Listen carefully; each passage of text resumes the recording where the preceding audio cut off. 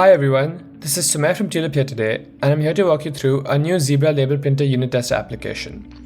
The Zebra Label Printer unit test application provides you with instructions on how to set up and connect your Zebra Label Printer wirelessly to your Tulip player, and how to use this to actually print text labels, to print barcode labels, and to print ZPL labels.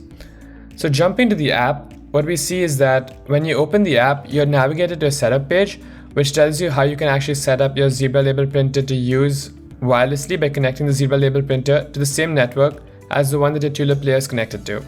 Once this is done, you are actually now able to use the Tulip player to print text, barcodes, or to print ZPL, and we actually have a unit test for each of these on the bottom.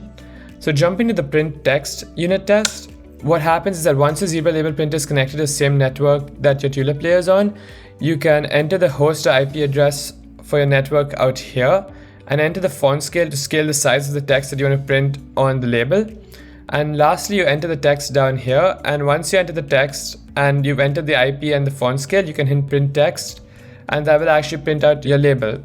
If this doesn't work, you can click the help button in this bottom right corner, and that will navigate you to a support article which has further details and instructions on how to actually set up your Zebra Label Printer.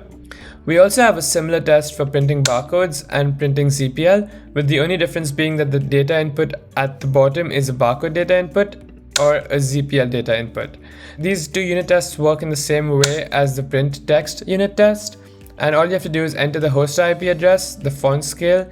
and your text or your barcode or your ZPL data, and then you can actually successfully print these labels using a Zebra Label Printer. If you have any questions, feel free to reach out to us at support.tulip.co, and thanks for following along with us today.